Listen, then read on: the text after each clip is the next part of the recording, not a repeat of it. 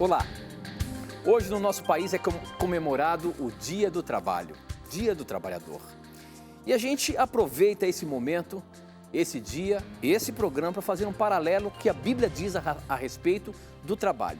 Em especial, um texto que a gente sempre usa aqui no programa, falando sobre o sábado e como Deus ordenou que os seus filhos trabalhassem. Olha só o que diz Êxodo 20, a partir do verso 8.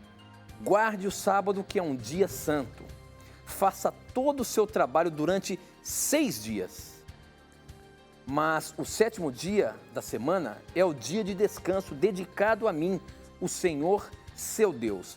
Não faça nenhum trabalho nesse dia, nem você, nem os seus filhos, nem as suas filhas, nem os seus escravos ou empregados, nem as suas escravas, nem os seus animais, nem os estrangeiros que viverem na terra de vocês. Quando a gente vê esse mandamento de Deus, nos dias de hoje, parece ser absurdo.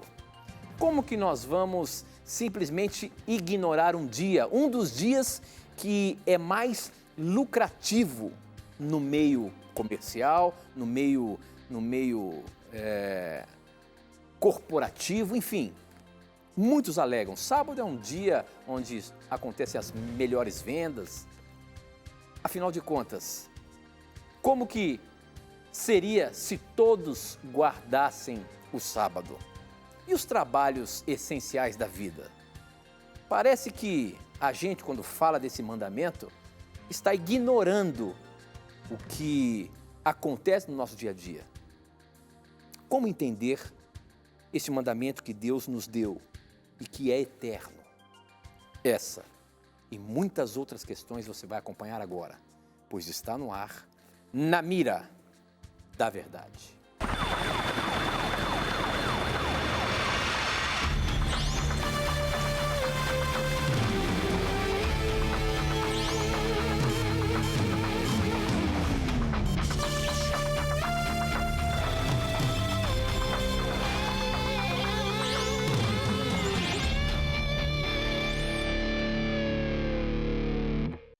Olá, seja muito bem-vindo, é um prazer ter você aqui nesse dia, nesse feriado aí onde todos descansaram um pouquinho e nós estamos aqui para fazer o programa onde nós teremos a chance de conhecer um pouquinho mais da Palavra de Deus, estudar um pouquinho mais este livro sagrado que eu costumo dizer aqui para a gente que é o nosso manual de sobrevivência, né? Nele a gente consegue encontrar o descanso nas lutas do nosso dia a dia, pois é a Palavra de Deus e Deus quer o nosso melhor.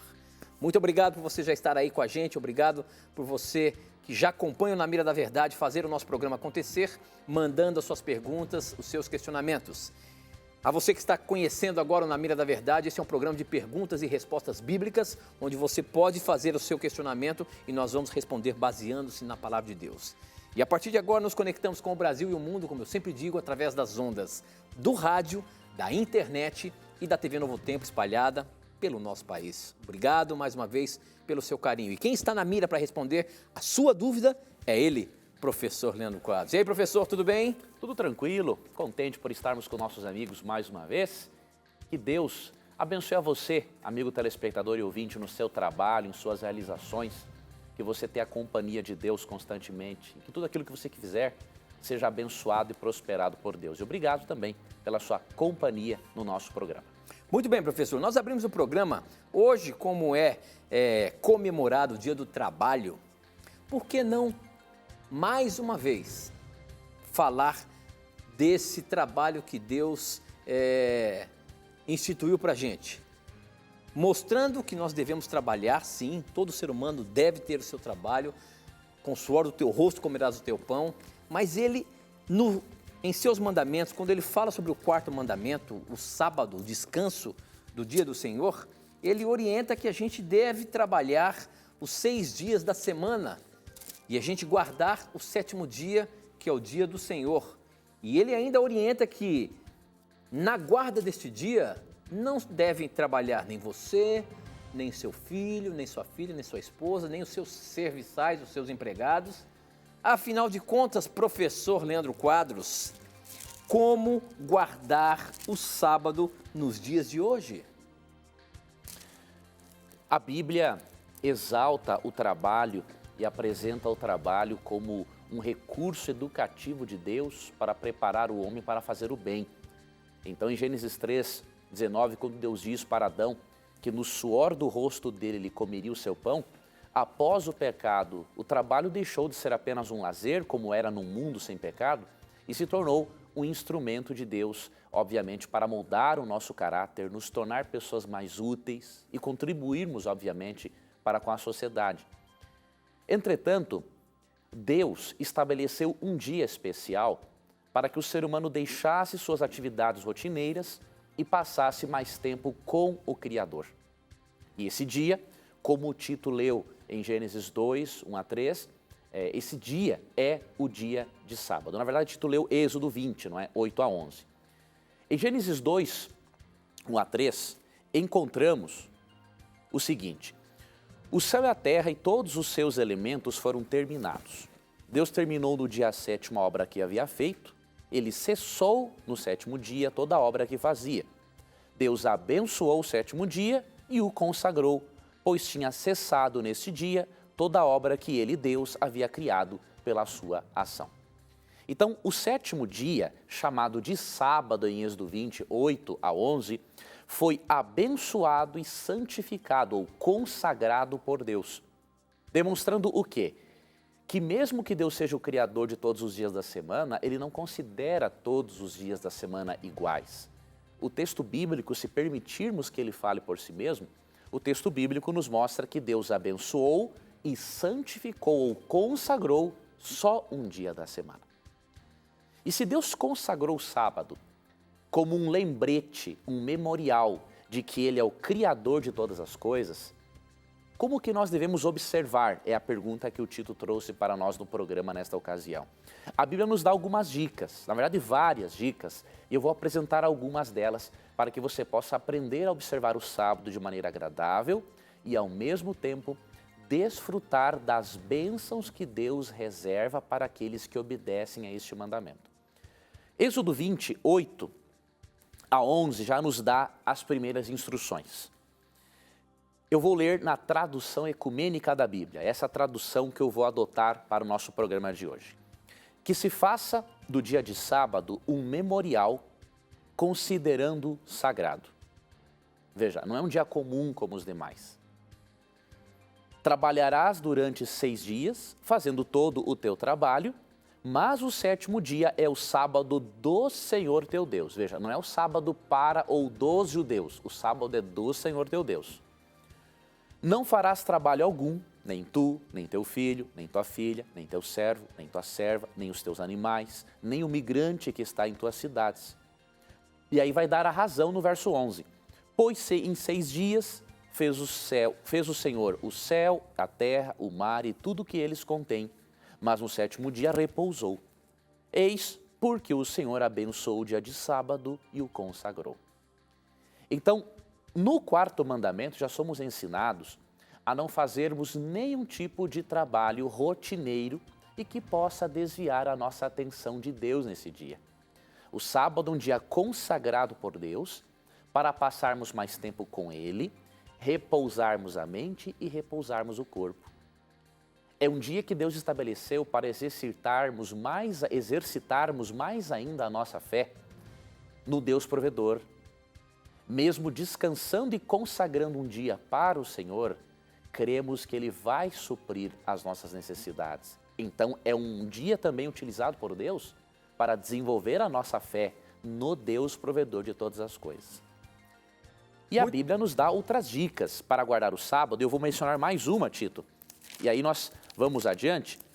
O apóstolo Paulo, por exemplo, guardou o sábado de uma maneira muito interessante quando ele se encontrava num território pagão e não tinha uma sinagoga ali presente para ele frequentar. Obviamente, o sábado é um dia apropriado para irmos à igreja, né? Você lê Atos 17, 2, você vê em Lucas 4, 16 também, que era o costume de Jesus Cristo ir às sinagogas aos sábados. Agora, percebemos que além disso, Paulo em Atos 16, 13 fez o seguinte: no dia de sábado, transpusemos a porta a fim de alcançar ao longo de um rio um lugar onde pensávamos nós devia haver um lugar de oração. Depois de assentados, falamos às mulheres que aí estavam reunidas. Paulo gostava também de adorar a Deus no sábado em meio à natureza. Então é um dia apropriado para você sair com a família ou com os amigos, ir para o meio da natureza, em um belo parque, contemplar as obras que Deus criou, direcionar a sua mente para a natureza, colocar os pés na grama, distrair-se e lembrar que existe um mundo criado porque um Criador preparou este mundo para você habitar nele. E lemos também em Lucas 4,31 que Cristo costumava ler no sábado, ler as Escrituras. Ou seja, esses textos nos mostram que o sábado tem que ser um dia prazeroso, um dia de alegria. Você não deve passar para os seus filhos simplesmente, o sábado não pode. Não, o sábado não é só dia de não pode. O sábado tem que ser um dia do pode fazer coisas diferentes, fazer coisas legais, que estejam de acordo com o espírito religioso do quarto mandamento. Muito bem, professor, mas quando a gente fala sobre esse assunto, logicamente que muitos acabam falando aqui nas redes sociais, né, no Facebook, nós estamos pelo Facebook, eu já falo já como que você faz para mandar suas perguntas para a gente, mas pelo Facebook, pelo nosso SMS, Twitter, quando a gente entra nesse assunto do sábado, muitos não entendem, outros querem ridicularizar aquilo que apresentamos e as questões começam a surgir. Por exemplo, professor, os observadores do sábado não estariam transgredindo o mandamento ao fazer o uso de transporte público para ir na igreja, por exemplo? Se o mandamento diz não farás nenhuma obra, nem tu, nem teu filho, nem tua filha, nem teu servo, ou seja, aqueles que estão te servindo, um motorista de ônibus, o cobrador, não estaria trabalhando para que eu pudesse ir à igreja? Como é que a gente explica isso? Como é que a gente encaixa, será que podemos dizer assim, na guarda do sábado, professor? Sabe, esse é um questionamento muito frequente realmente que recebemos, né? E eu gostaria de levar os meus irmãos a pensarem no seguinte: se o fato de não conseguirmos obedecer a um mandamento 100% indica que vamos aboli-lo, então nós vamos ter problemas com outros mandamentos. Por exemplo, quantos homens conseguem obedecer 100% o mandamento não adulterarás? Pelo menos mentalmente o cara adultera.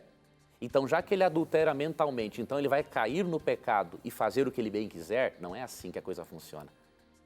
Quantos conseguem obedecer 100% o mandamento não dirás falso testemunho? Bom, então já que eu falho nesse ponto, então eu vou ficar à vontade e vou falar mal de todo mundo. Não. Nós temos que avaliar da seguinte forma: mesmo que nós não consigamos obedecer a nenhum dos 10 mandamentos perfeitamente, porque somos pecadores, pela atuação do Espírito Santo em nós, temos que fazer o nosso melhor, até nos desenvolvermos à estatura da plenitude de Cristo, que será, obviamente, só na glorificação. Então, esse argumento usado contra os observadores do sábado, ele pode ser usado em relação a qualquer outro mandamento. Então, é ilógico pensar assim. Agora, é óbvio, o ideal era que existisse uma igreja em cada rua, para a pessoa não precisar pegar transporte público no sábado. Muitas vezes, o observador do sábado e o cristão que não observa o sábado, ele vai estar no mundo de pecado diante de situações em que ele vai ter que escolher dos males o menor. É a realidade de um mundo de pecado. Então, qual dos males o menor? Não ir à igreja para não pegar transporte público, ou ir à igreja adorar a Deus? Então é óbvio, dos males, entre aspas, o menor. Agora, você pode amenizar. Se você tiver como pegar uma carona para ir, comprar o bilhete antes para não precisar pagar naquele dia, tudo isso é possível. E se não for, escolha dos males o menor. É pior você ficar em casa sem receber a palavra de Deus do que pegar um transporte e ir à igreja. Então, entendamos, estamos no mundo de pecado, não podemos sempre obedecer em 100% do tempo e por isso temos que escolher dos males o menor. Agora, isso não é desculpa para sermos pecadeiros. Temos que fazer o nosso melhor pela graça de Deus, confiando que o sangue de Jesus cobre aquilo que nos falta. Agora, é óbvio, o sangue de Cristo não pode cobrir a vida do pecadeiro, que faz do pecado um estilo de vida, né? Muito bem, professor. Você falou aí, se nós tivéssemos uma igreja em cada rua, lógico que isso é uma utopia. É uma utopia, lógico que é uma coisa irreal no momento em da história em que a gente vive. Agora, eu pergunto a você, meu amigo, tudo bem, nós falamos aí sobre a situação de pegar uma condução no sábado. Agora, e os trabalhos essenciais para a vida? Por exemplo, os nossos profissionais da saúde, eles podem, não podem trabalhar no sábado? Os nossos vigias, a nossa polícia, como é que fica? Ela pode, não pode trabalhar no sábado? Como é que a Bíblia pode nos orientar nesse sentido, professor? A Bíblia tem orientações importantes. Antes eu queria abordar um outro aspecto importante, né? Uma vez me perguntaram assim, como seria se todo mundo guardasse o sábado? Olha, seria um mundo abençoadíssimo, né? Se todo mundo guardasse o sábado, seria um mundo abençoado.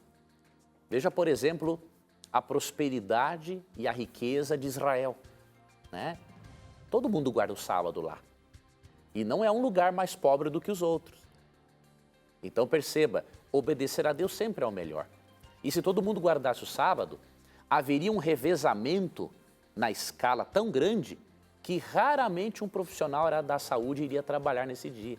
Então, é o ideal, mas é utópico, não existe. Eu estou usando isso só como exemplo para mostrar que o argumento contra o sábado ele é irracional, né? Agora, como que os profissionais podem observar o sábado? Aprendendo com Jesus. Como Jesus, o médico dos médicos, observava o sábado. Isso aqui pode se aplicar o mesmo princípio a vigias, a policiais, porque, óbvio, doença e crime não avisam quando vão chegar. No mundo de pecado, em que o diabo atua constantemente, doença e crime vão existir todos os dias da semana. Então vamos buscar na Bíblia uma posição equilibrada dentro do contexto atual no qual estamos inseridos. Quando Jesus voltar e acabar com o diabo e com os criminosos que não se arrependerem, bem como com o crime, aí nós vamos poder observar o sábado sem necessidade de vigias, de policiais. Os próprios policiais descansarão com Cristo de suas atividades que não são fáceis. Ainda mais uma sociedade maligna que acaba, infelizmente, apresentando o policial mais como bandido do que o próprio bandido, o que é uma desgraça. Mas vamos para o tema. Como Jesus guardava o dia de sábado? Primeiro, em Lucas 4,16 é dito o seguinte: ele veio a Nazaré, onde tinha sido criado, entrou, segundo o seu costume, no dia de sábado, na sinagoga e levantou-se para fazer a leitura. Então, primeiro ponto, onde Cristo se encontrava aos sábados? Na sinagoga, no lugar de culto, adorando a Deus. Só que, além de adorar a Deus, Cristo realizava trabalhos essenciais à vida. E aí lemos, por exemplo, em Mateus capítulo 12, quando Cristo cura um homem de uma mão paralisada, em Mateus 12, 9 a 14, tem o relato desta cura. E o que Jesus diz aqui? Vamos analisar a partir do verso 9. Ele foi embora dali e entrou na sinagoga deles. Aí se encontrava um homem que tinha uma mão paralisada. Fizeram-lhe a seguinte pergunta: será permitido fazer uma cura em dia de sábado? Com o intento de acusá-lo. Mas ele lhes disse: quem dentre vós, se só tem uma ovelha e esta cai num buraco num dia de sábado, não vai apanhá-la e tirá-la dali? Ora, o homem vale mais do que uma ovelha. Logo, é permitido praticar o bem no dia de sábado. Então ele disse ao homem: estende a mão. Ele a estendeu e ela ficou em perfeitas condições, tão sadia como a outra. Perceba que Cristo disse, especialmente no verso 12, que é lícito, ou seja, é permitido, é de acordo com a lei fazer o bem aos sábados. Porém, olha o equilíbrio. Cristo não fazia, não permitia que o trabalho essencial à vida o atrapalhasse de adorar a Deus. Então, o que o profissional da saúde, os policiais têm que fazer neste caso? O mesmo. Exercer, sim, suas atividades de forma revezada e bem organizada, mas não permitir que isso crie uma rotina e atrapalhe o de adorar a Deus, porque todas as pessoas precisam adorar a Deus no sábado. Se estivermos longe da igreja, Se não cultuarmos a Deus, a nossa fé vai se esfriar, porque todos somos pecadores. Então, buscar o equilíbrio, ler, ver como Jesus viveu o mandamento e perceber que mesmo existindo sim trabalhos essenciais, Deus ainda requer que os profissionais observem o seu santo dia. Óbvio, falar com Deus também, dizer assim, Senhor, o Senhor sabe da importância da minha profissão, o Senhor criou a minha profissão e o Senhor criou também o quarto mandamento. Então ajuda-me, Senhor, a ser fiel ao quarto mandamento e ao mesmo tempo aliviar o sofrimento do próximo, ajudar as pessoas no seu santo dia. Deus vai abrir as portas para você e você vai perceber que é perfeitamente possível. Há muitos policiais observadores do sábado, há muitos médicos e enfermeiros observadores do sábado e assim como Deus tem os ajudado, Deus ajudará você também. Muito bem, professor. O que acontece também é o seguinte, acabam dizendo que Jesus trabalhou no sábado. Você acabou de dizer isso, né? Os fariseus mesmos acabaram acusando a Jesus. E os discípulos também, que colheram algumas espigas lá e acharam aquilo um absurdo, você não deve fazer nada. E hoje acabam dizendo também isso. Olha, como é que vocês adventistas, como é que vocês acham que seria o mundo se todo mundo guardasse o sábado? E o próprio Jesus trabalhou o sábado, ele disse que ele é o dono do sábado, enfim. Essa acusação que é feita de que Jesus trabalhou no sábado, que ele é o Senhor do sábado, que os apóstolos colheram milhos no sábado, como é que fica essa questão, professor? Essa questão, ela é feita, ela existe por causa de um erro na compreensão da natureza do trabalho que Cristo realizava no sábado. Então, um dos textos usados é João capítulo 5, versos 16 e 17. Eu vou ler aqui. A partir de então, os judeus puseram-se a hostilizar a Jesus, que fizera aquilo num dia de sábado. Aqui ele curou uma pessoa. Mas Jesus lhes respondeu, o meu Pai até agora está trabalhando e eu também estou trabalhando. Desde esse momento em diante, os judeus procuravam ainda mais dar-lhe a morte, pois ele não somente violava o sábado, mas ainda chamava a Deus de seu próprio Pai, fazendo-se igual a Deus. Na compreensão judaica da época, Cristo violava o sábado por ele curar no sábado.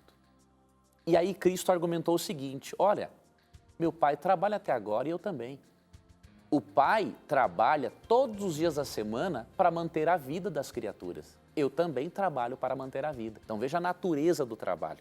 Nós não encontramos Cristo defendendo o trabalho secular, porque em Lucas 4,16, nós não vemos Jesus na sinagoga, ou melhor, na marcenaria no dia de sábado. Nós vemos Jesus na sinagoga adorando a Deus.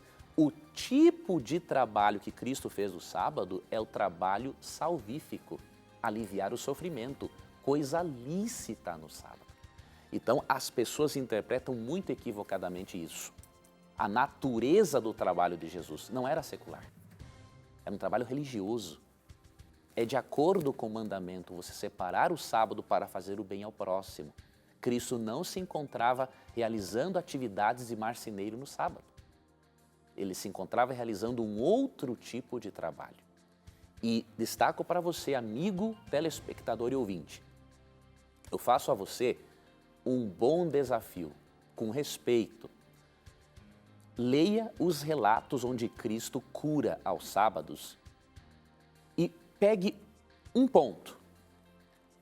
Quando Cristo discute com os fariseus sobre o sábado, ele discute sobre a vigência do mandamento ou sobre a maneira como o mandamento tem que ser observado? Eu lhe peço com muito carinho que analise isso. Nas discussões de Cristo com os fariseus, ele discute a vigência do quarto mandamento, ou seja, ele está em vigor ou não, ou ele discute a maneira como o sábado deve ser observado. Se você fizer uma leitura atenta, antes de ler, pedir ao Espírito Santo que ilumine a sua mente, você vai perceber claramente que Cristo não discute se o sábado está vigente ou não, porque esse é um assunto muito claro na Bíblia. Cristo discute a maneira como o sábado deve ser guardado. E se Cristo discute com eles a maneira de guardar o sábado, isto nos prova que o sábado continua em vigor e que Cristo só foi contra uma maneira equivocada, distorcida e legalista em observar o quarto mandamento. Faça esse teste, faça essa leitura e depois nos retorne para você perceber que não é invenção minha, não é invenção da Novo Tempo ou coisa de adventista, é Bíblia. Deixe o texto falar a você e o Espírito Santo vai lhe esclarecer esse ponto também. Muito bem, professor. Eu acho que é muito válido a gente aproveitar esse dia que é comemorado, o Dia do Trabalho, para a gente explicar um pouquinho o que é de fato a guarda do sábado, como isso está relacionado com trabalhar ou não nesse dia e o que a Bíblia nos orienta para trabalhar 6 dias da semana. E não escolher um dia, mas sim o sábado que é o dia santo, que é apresentado na Palavra de Deus. Bom, o nosso programa, ele começou hoje diferente, a gente abordando várias questões relacionadas com o sábado, que chega a todo momento nas redes sociais, mas para você participar mandando suas dúvidas para a gente, você pode mandar através do SMS. O número é 12 98151 0101. 981510101, você manda, eu recebo aqui na hora, ou pelas redes sociais, Facebook, namiradaverdade.nt, Twitter, @namiradaverdade e ainda o nosso blog, novotempo.com/namiradaverdade, tá bom? Participe, mande as suas dúvidas, muita gente mandando perguntas pelo Facebook e SMS, tem muita pergunta para a gente colocar ainda no nosso programa, mas nós temos que ir para o intervalo. Não sai daí não, aproveite o intervalo, faça sua pergunta, se você tem alguma dúvida ainda sobre o sábado, mande a sua pergunta para a gente volta já já.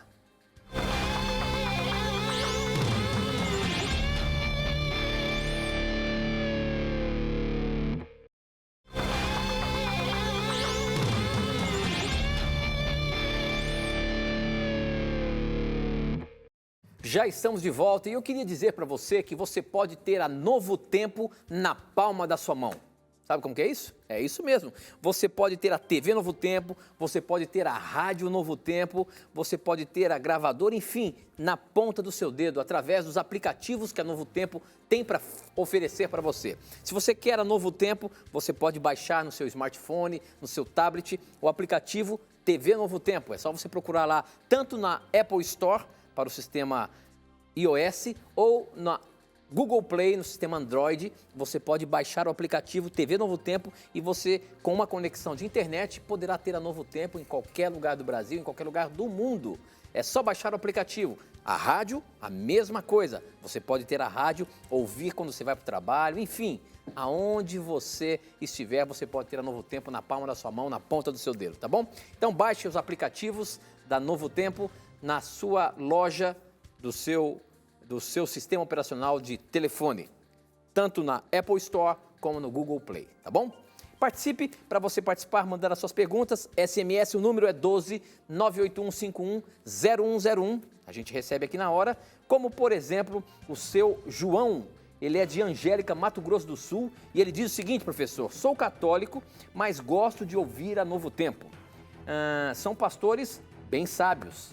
Mas vocês já disseram que o nosso único intercessor é Jesus.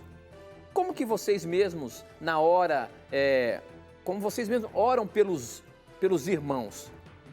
Quando oramos, estamos intercedendo. Por isso acho que é válido pedir intercessão aos santos. A questão dele é a seguinte, se a gente ora pelos nossos irmãos, nós somos intercessores. Agora, por que não se pode pedir a intercessão de um santo, por exemplo? Muito obrigado, meu irmão católico, por sua pergunta e a sua análise é interessante. Com satisfação quero lhe explicar isso. Veja, a oração intercessora entre irmãos é diferente em natureza e propósito da intercessão dos santos. Por exemplo, em Tiago 5,16, Tiago diz que devemos orar uns pelos outros. Isso demonstra que devemos sim, num sentido de amizade, de irmandade, falarmos com Deus sobre as necessidades dos nossos irmãos. Já a intercessão dos santos, ela difere em natureza disso, porque é como se esses intercessores fossem nossos representantes diante de Deus. E isto não é correto à luz da Bíblia. Não tem como nenhum ser criado ser nosso representante diante de Deus nos céus. E por quê? 1 Timóteo 2, versos 5 e 6, nos dá a resposta. O texto é muito interessante nos mostrar o porquê que somente Cristo pode ser o mediador no sentido de garantir o nosso perdão diante de Deus, no sentido de fazer com que nossas orações sejam aceitas por Deus.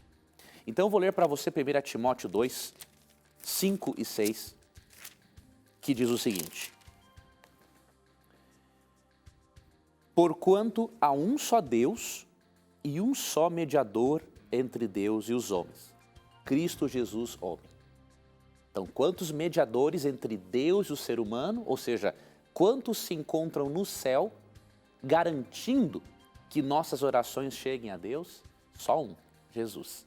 E aí que dá o porquê no verso 6. O qual a si mesmo se deu em resgate por todos. Testemunho que se deve prestar em tempos oportunos. Para ser um mediador ou um intercessor na presença de Deus, o ser tem que ser divino-humano. E só Jesus tem essa característica. Ele é divino-humano. Além disso, só Jesus pode ser esse tipo de intercessor porque ele se deu em resgate por nós. Ao morrer na cruz e ressuscitar sem ter cometido nenhum pecado, Cristo adquiriu o direito legal de dar o perdão, de dar o acesso a todo pecador, o acesso ao trono da graça diante de Deus Pai. Já os santos não têm essas qualidades. Eles foram pecadores, não são divinos e humanos ao mesmo tempo. Então, nesse sentido, só Jesus é o nosso mediador e intercessor. Agora, num sentido num plano inferior aqui no planeta, é óbvio, você pode interceder por mim em orações, eu posso interceder por você, e é plano de Deus isso.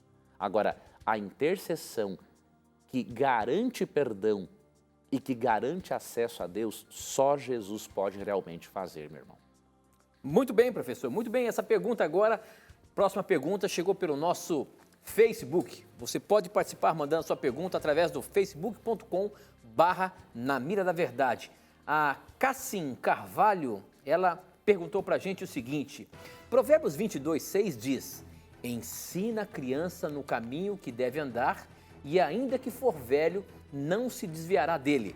A pergunta é: até qual idade os pais prestam contas pelas escolhas dos filhos? Muito boa pergunta, professor. Como é que fica? As criancinhas, os pais ainda têm autoridade ou prestam contas a Deus pelas atitudes dela? Veja, os pais sim prestam contas. Veja, eu gosto de um pensamento e eu como pai eu vejo assim, para um pai, para uma mãe, um filho nunca deixa de ser criança, né? Filho é filho a vida toda, né? Então sempre os pais terão que aconselhar, amar e orientar os filhos. Agora é óbvio, tem uma certa idade que os filhos já vão decidir o seu próprio caminho. Isso é muito relativo, porque há crianças que adquirem uma maturidade mais cedo e outras não. Agora, independente disso, seja na menor ou na maior idade, os pais precisam sempre estar orientando, amando, sendo pacientes com os filhos. Agora, professor, isso que você falou aí também está relacionado com o próprio testemunho que os pais dão. Então é importante a criação deles ali, porque se uma criança ela amadurece antes do que a outra, pode ter certeza que a convivência dos pais está relacionada com isso, é ou não é? Isso é fundamental. E nos tempos bíblicos, né, uma criança com 12 anos, ela já era responsabilizada por seus atos. Então isso é uma coisa interessante. Na cultura hebraica, não que ele ficava largado, pelo contrário. Os pais acompanhavam o filho sempre, né? Agora, com 12 anos, ele já era responsabilizado por seus atos, entendeu? Então nós temos que seguir este pensamento hebraico. Educar muitos filhos, como o Tito falou, pelo exemplo e pela repetição, né? Aqui em Deuteronômio 6, tem uma dica fantástica sobre isso. Deuteronômio 6, 6 e 7, ó. A partir do verso 5, amarás, pois, o Senhor teu Deus de todo o teu coração, de toda a tua alma, de toda a tua força. Veja, antes de ensinar os filhos a amarem a Deus, o que os pais têm que fazer? Amar a Deus. Então, aqui entra o que o Tito falou, do exemplo. Estas palavras que hoje te ordeno estarão no teu coração. Tu as inculcarás a teus filhos, e delas falarás assentado em tua casa, e andando pelo caminho, e ao deitar-se e ao levantar-se. Então, veja, é repetição, é paciência, é dedicação e é exemplo. Agora, a pergunta que foi feita foi o seguinte, os pais prestam conta a Deus de seus filhos? Existe uma idade até que ponto o pai é responsável pela educação do filho? Não, a Bíblia não fala sobre isso, né? A Bíblia fala que todo ser humano tem um livre-arbítrio. A partir do momento em que o ser humano exerce o seu livre-arbítrio, ele é responsável por seus atos. Então, na Bíblia, 12 anos. Se o indivíduo fosse criminoso com 12 anos, ele ia pagar como um criminoso. Então, na Bíblia, com 12 anos, ele já é responsável pelos seus atos. Agora, não é por isso que os pais não continuavam educando os filhos. Mas e antes disso, os pais eram responsáveis ou são responsáveis pelos filhos? Com certeza. Os pais são responsáveis porque eles têm que ensinar. A criança aprende muito pelo exemplo, né? Agora, tem um detalhe também importante a se avaliar aqui. Nem sempre os filhos vão escolher o caminho bom dos pais. Existe o livre-arbítrio. Por exemplo, os filhos de Samuel. Os filhos de Samuel não escolheram o bem. Então, como é que nós vamos dizer que em todos os casos os pais são responsáveis? Nós não podemos dizer isso. Isso é uma coisa que só Deus pode avaliar, né? Então, em 1 Samuel, aqui 8, vamos ver aqui o versículo 1 a 3. Ó. Tendo Samuel envelhecido, constituiu seus filhos por juízes sobre Israel. O primogênito chamava-se Joel e o segundo Abias, e foram juízes em Berseba. O que Samuel fez? Encaminhou os filhos. Agora, isso adiantou? Verso 3. Porém, seus filhos não andaram pelos caminhos dele. Antes, se inclinaram à avareza e aceitaram subornos e perverteram o direito. Vai fazer o quê? O que um pai e uma mãe têm que fazer é dar o seu melhor. Agora, se o filho vai decidir seguir pelo caminho, uma pena, ele vai colher os resultados das escolhas dele.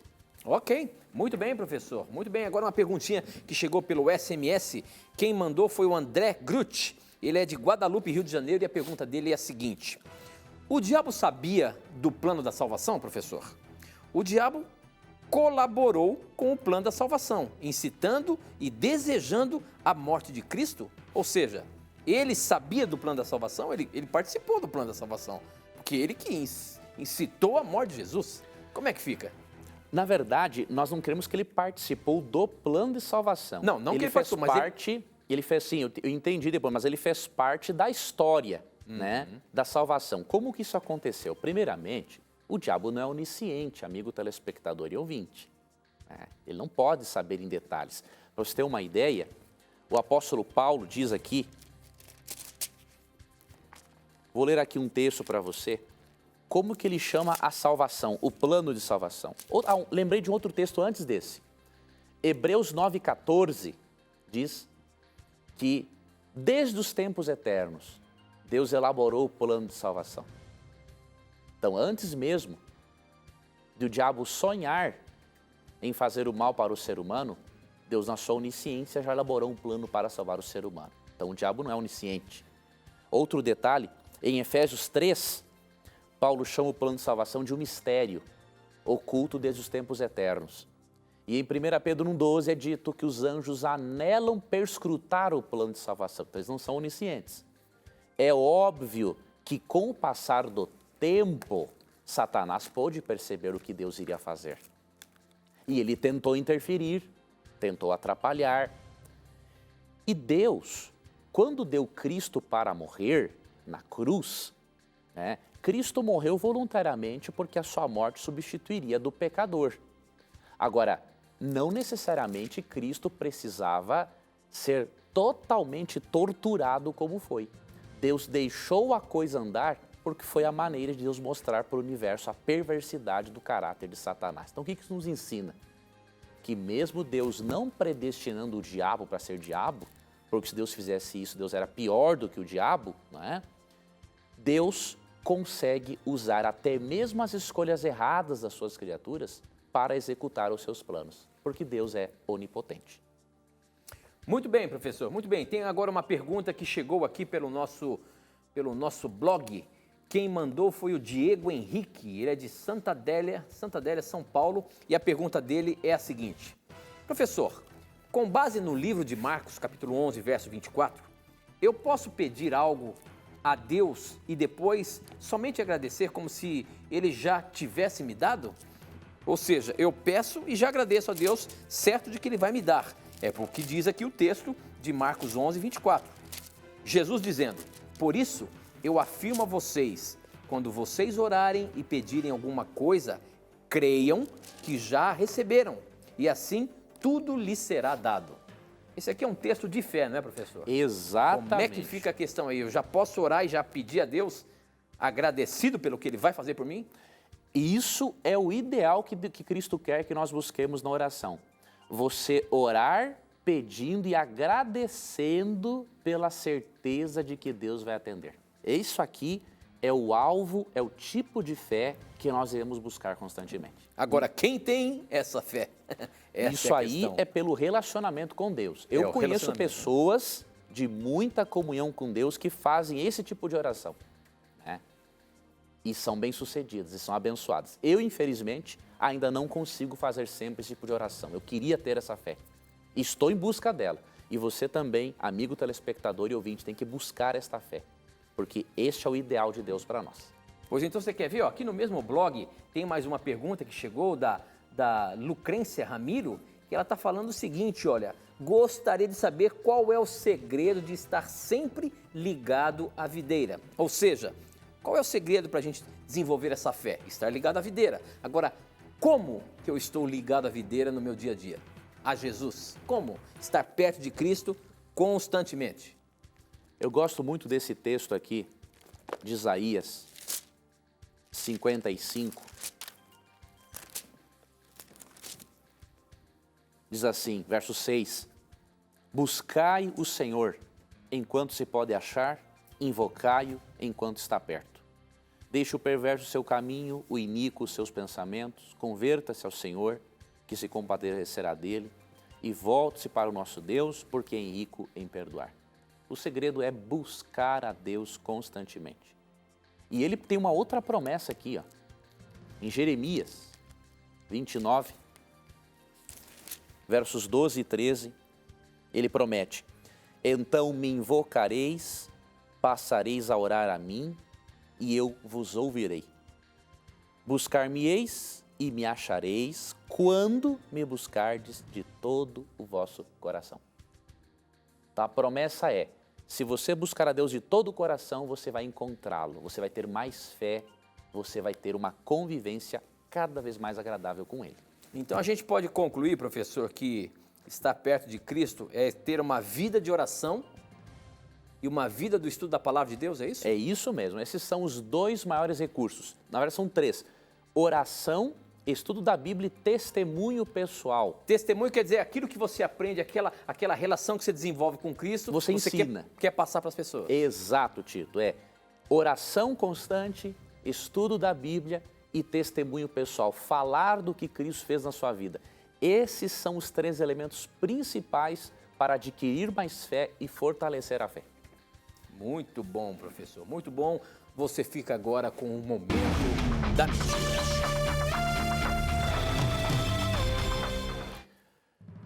Nos deparamos nessa semana com uma afirmação de que o autor do Apocalipse não é João o apóstolo, e sim João o ancião mencionado no Novo Testamento. Meu amigo, isso é uma baita de uma mentira. E por quê? Nós não devemos crer nesse tipo de afirmação de pessoas que, infelizmente, às vezes estão preocupadas em aparecer e demonstrar que sabem mais do que os outros. É óbvio que Dionísio, no século III, disse que não foi o apóstolo João quem escreveu, porque ele fez uma comparação e percebeu que o estilo do Apocalipse é diferente do que está nos evangelhos e também nas cartas. Porém, é uma bobagem acreditar desta forma. Por quê? Como Irineu, e outros teólogos do segundo século bem perceberam, né, não é a presença de um estilo literário diferente que indica simplesmente que um autor que o autor é outro, né? Como que nós entendemos os diferentes estilos literários adotados por João? Isso é simples. Por causa do gênero literário. É óbvio que João não ia usar o mesmo estilo literário ao escrever uma epístola, ao escrever um evangelho e ao escrever o Apocalipse. São gêneros de literatura diferentes e que exigem estilos diferentes, ok? Então, meu amigo, apoie-se em bons comentaristas bíblicos, não apoie essa argumentação simplesmente de analisar estilo literário. Se existem diferentes gêneros literários, por que o autor não pode adotar estilos literários diferentes? Não tem lógica isso. Okay? Então, o livro do Apocalipse foi escrito sim por João, o apóstolo, até porque um dos critérios mais importantes que a Igreja do Novo Testamento adotou para ter cartas e evangelhos como inspirados é o critério da apostolicidade. É óbvio que o apóstolo João teria muito mais autoridade que João, o ancião, para escrever um livro inspirado. Então, considerando o critério de apostolicidade, é óbvio, foi o apóstolo João, o discípulo amado, quem escreveu, sim, o livro do Apocalipse. Muito bem, professor, mais uma desmentida. Quem falou que não é João, o apóstolo de Deus, que escreveu o Apocalipse? Você viu aí? Muito bem. Olha lá, professor, agora uma pergunta interessante que chegou aqui no nosso Facebook. Quem mandou foi o Claudinei Reis. E ele pergunta, essa daquelas perguntinhas capciosas, meu amigo, olha só. O livro de Ezequiel é um livro interessante, né, professor? A pergunta dele é a seguinte: gostaria de saber por que Deus queria que Ezequiel comesse fezes humanas, ou seja, esterco que sai do homem diante dos olhos dele. Ezequiel 4, de 9 a 12. Que história é essa, professor? Vamos ler aqui. Ezequiel 4, de 9 a 12, diz o seguinte: agora pegue trigo, cevada, ervilhas, lentilhas, trigo miúdo e aveia. Misture tudo, faça o pão. É isso que você vai comer durante os 390 dias em que estiver deitado do lado esquerdo. Você só vai poder comer 4 pãezinhos por dia e coma aos poucos. A água que beber também será medida, 2 copos por dia para beber aos poucos. Isso na linguagem de hoje, né, professor? Essas medidas aí na linguagem de hoje. Ótimo. O verso 12. Você fará fogo com fezes secas de gente, assará o pão nas brasas e comerá esse pão em lugar onde possa ser visto por todos. O que é isso que Deus estava pedindo para Ezequiel aqui, professor? Veja, o nosso telespectador não leu com atenção o texto, né? Aqui não diz que Deus ordenou ele comer esterco. Não, mas que ele... Cozinhar sobre o esterco do ser humano. Mas meu amigo professor Leandro Quadros, imagina isso. Agora vamos lá analisar o contexto para entender o porquê. Primeiro, Deus sempre se utiliza de recursos pedagógicos e didáticos para que as pessoas possam entender a sua comunicação. Então você vê no Antigo Testamento todo o ritual do santuário, né? O cordeiro sacrificado, a figura do sacerdote, a figura do sumo sacerdote, as festas israelitas, tudo isso era um recurso didático de Deus, era um recurso pedagógico para Deus ensinar o plano de salvação, né? Então, quando você lê aqui Ezequiel capítulo 4, o que Deus quis mostrar para Ezequiel? E para o povo. O povo não estava preocupado em abandonar todo o seu pecado e a sua imoralidade. E Ezequiel estava preocupado em não cozinhar o seu alimento em algo que fosse impuro. E Deus, ao despertar isso em Ezequiel, ele consegue deixar mais claro para o povo o seguinte: enquanto Ezequiel se preocupa com coisas menores, vocês não se preocupam com as coisas maiores. Vocês são muito infiéis em relação a mim quando comparados com o meu profeta Ezequiel. Então é isso que Deus quer ensinar. Leia, amigo telespectador, todo o capítulo 4. Leia também o capítulo 5 e você vai perceber claramente isso. Muito bem, professor, muito bem. Nosso tempo está correndo, acho que tem ainda alguns minutinhos. A pergunta é do Jonatas, do Espírito Santo. Ele pergunta o seguinte: como entender a parábola dos trabalhadores na vinha? Essa parábola é interessante porque parece que Deus é injusto com os trabalhadores. Como que a gente explica isso biblicamente? Eu gosto muito desta parábola dos trabalhadores na vinha, porque ela pisa no nosso orgulho e arrogância em querermos que Deus salve as pessoas do nosso jeito. Essa parábola nos ensina que nós não podemos querer que Deus salve as pessoas do nosso jeito. Ele é quem sabe. Então, na parábola dos trabalhadores na vinha, eu vou aqui encontrar o capítulo, Deus mostra que os trabalhadores que trabalharam o dia todo receberam o mesmo salário que os que trabalharam, digamos, num meio período e que os que trabalharam na última hora do dia apenas. E aí o dono da vinha diz assim: olha, eu quero que você dê o mesmo salário para todo mundo. E aí chega um dos funcionários e diz assim: mas que injustiça é essa?